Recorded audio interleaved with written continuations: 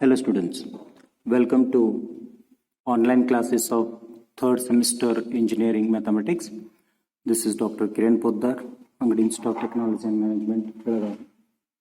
In this session, we are going to discuss a very important concept of calculus of variations. Here, first we should understand what is the meaning of calculus of variations. Then we need to understand what is a functional. Then there will be a formula known as Euler's formula. So Euler's formula will be utilized to obtain a solution of the given example, means obtaining a functional. So let us see what it is first. We move to a definition of functional. What it says: consider a function of the form f of x, y, y dash. Y dash is a derivative. Here x is a variable, y is a functional, and y dash is a derivative. Where y dash is the derivative of y with respect to x. And x belongs to x1 and x2. Therefore, the integral I of y is equal to integration from x1 to x2 f of x, y, y dash with respect to x is called as a functional. So this is very important result which says it is a functional. Okay. So for example, if you take then integration from 0 to 1 of x plus y dash the square dx means in this it is in this format.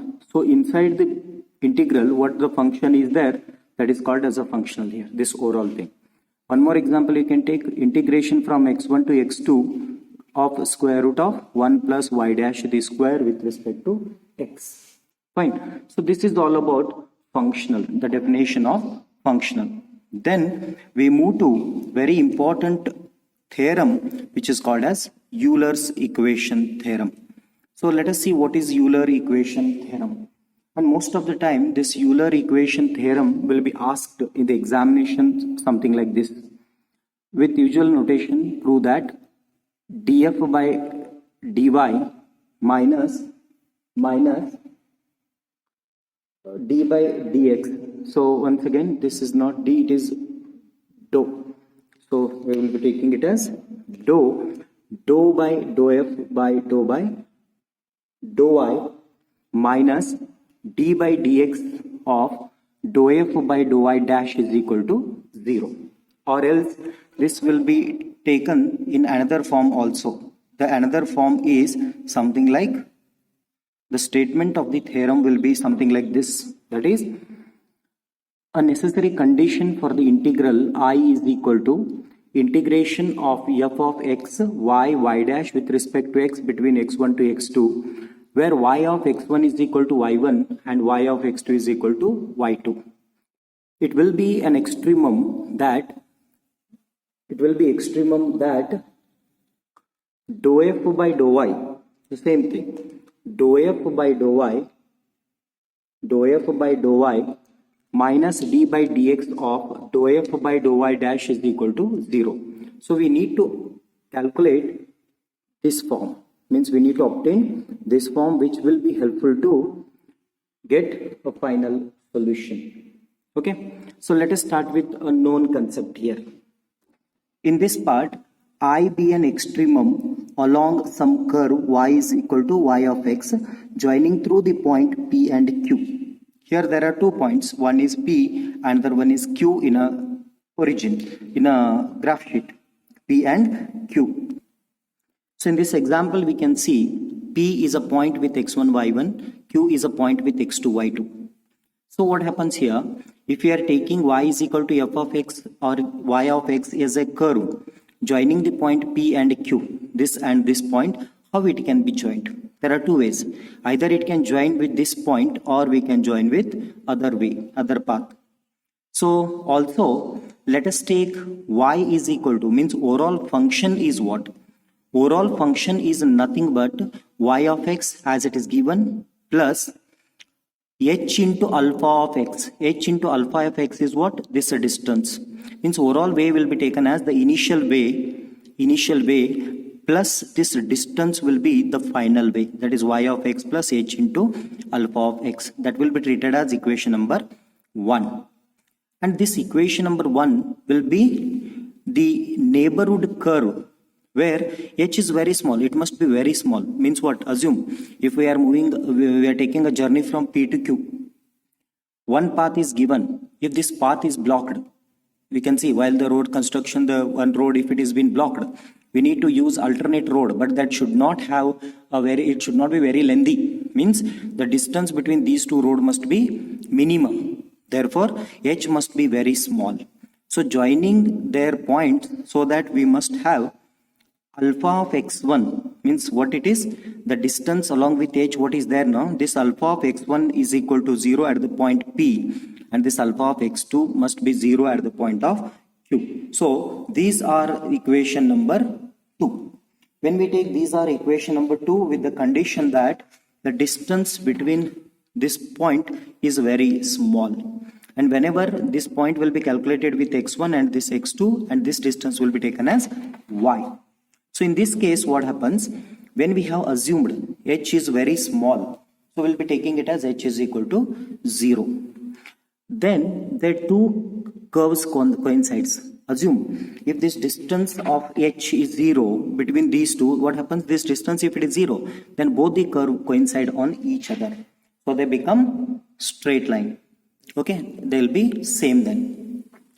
Thus, making I as an extremum, then it will be taken as I is equal to integration from x1 to x2, the function of x, y and y dash, because we know that that is the functional as per the condition discussed. Okay, so as per that, I'll be taking x comma, but what y we are having? From equation number 1, y is equal to y of x plus h into alpha of x. Then we need to take y dash. Y dash is what? The differentiation of this only. So differentiation of this with respect to x is y dash x plus h into alpha dash x with respect to x. Is extremum when h is very small, means 0. It requires di by dh must be small, means 0. If h is equal to 0, then its derivative should also be very small, that is 0, treating I be a function of h. Then by using Leibniz rule has to be used, because the Leibniz rule will be used to differentiate the function under integral sign. When we are using this Leibniz rule for differentiation under integral sign, because the integration is given here, therefore differentiating this I is what? Di by dh, means differentiating this with respect to h now, because it is already integrating with respect to x. So Leibniz says we have to differentiate under integral sign with respect to other than the variable present in the integration. Means x is already involved, so other than x is h here. Therefore that is equal to integration from x1 to x2 dou by dou h of this whole function as it is. Fine. Then when we take this, it is like differentiation of the function f with 3 variables x, y, z. Then we have to use chain rule for a partial differential derivative in this RHS part. So we have to use chain rule now. What chain rule says?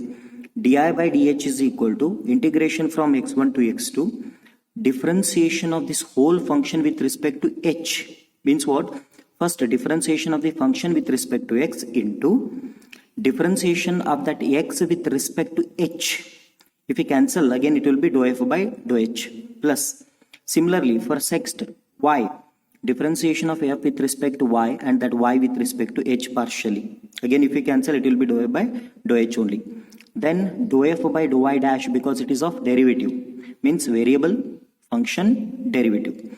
Dou f by dou y dash minus into dou y dash divided by dou h with respect to x. It will be called as equation number 3. But here what happens? H is small and it is independent. H is an independent variable. If h is the independent variable, when we differentiate this h with respect to x, or else when it is it's the independent variable of x, then that x will be differentiated with respect to h, it will be 0, because when it is independent, it is like a constant here. So dou x by dou h is 0. Means what? We need to obtain these values now. What are those values? Dou x by dou h, dou I by dou h, and dou I dash by dou h dash. These values must be calculated. Therefore, h is an independent of x. Therefore, differentiation of that x with respect to h will be 0. Fine. Then comes, since what is equation number 1 says? Equation number 1 is y is equal to y of x plus h into alpha of x. That is written once again. Fine. Because we need y also. Then differentiating this y will be y dash is equal to y dash of x plus h into alpha dash of x. It will be called as equation number 4. Then what is required? It's derivatives. Because differentiation of x with respect to h we have. Now we need differentiation of y with respect to h and differentiation of y dash with respect to h. Therefore, differentiation of y with respect to h will be what? Differentiating this function with respect to h. So dou I by dou h partially, that is equal to differentiation of y of x with respect to h will be 0 plus h into this. So h common, differentiation of alpha of x will be 0 with respect to h. Then alpha of x is common and differentiation of h is 1. Similarly, we'll be getting dou I dash by dou h is equal to alpha dash of x. Okay, alpha dash of x. So let us use these results in equation number 3 in previous equation. Okay, if you use this in equation number 3, where dou x by dou h, dou I by dou h, and dou I dash by dou h. Fine. Since we are using all these values in equation number 3, where dou x by dou h plus dou I by dou h and dou I dash by dou h, where it is available. So we can see these results to be substituted. When these results are being substituted, then what happens? Di by dh will be equal to integration from x1 to x2 of dou f by dou x, and this dou x by dou h is 0 plus dou f by dou I into this dou I by dou h is alpha of x. Similarly, it is alpha dash of x. Okay, with respect to x. Then what? After substituting these results, so let us go for its conclusion. What does that conclusion says? Conclusion says di by dh is equal to integration from x1 to x2. Since that first term got 0, then it is dou f by dou I of alpha of x plus dou f by dou I dash of alpha dash of x with respect to x. Let us call it as equation number 5. Fine. Keeping the first term as it is, this first term, integration of this first term as it is, and integration of the second term will be differentiated by parts method. Then because here functional is there, here derivative is there, that has to be converted into functional again. For that purpose, it will be integrated with by using parts method. Okay, so let us take di by dh is equal to first function integration of second function, like this only, same thing. Integration of first function plus integration of second function. Then what happens? Di by dh is equal to integration of dou f by dou I of alpha of x with respect to x between x1 to x2 as it is. This will be integrated by using parts method.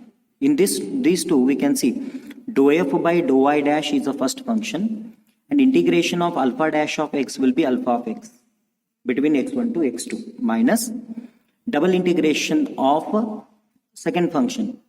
Okay, but double integration of second function is what? Already once it has been integrated. So alpha dash of x becomes alpha of x between x1 to x2 into d by dx of differentiation of this first function with respect to x. Similarly, this as it is, and here we can see substitute upper and lower limit in place of x. So it becomes dou f by dou I dash into alpha of x2 minus alpha of x1 minus integration between x1 to x2 of alpha of x d by dx of dou f by dou I dash with respect to x. So let us call it as equation number 6.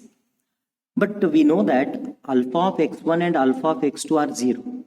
Substitute these values here, then this entire term becomes 0, remaining as it is. Fine. So it becomes di by dh is equal to integration from x1 to x2 of dou f by dou I minus d by dx of dou f by dou I dash of alpha of x, that is taken as a common term. Means we merged these two terms. Since we know that di by dh is equal to 0, which we have already taken in the beginning, dh by di of 0 because h is very small. If that is so, then di by dh is equal to 0. This whole thing is equal to 0. When this whole thing is equal to 0, then only this bracket is also equal to 0. That is dou f by dou I minus d by dx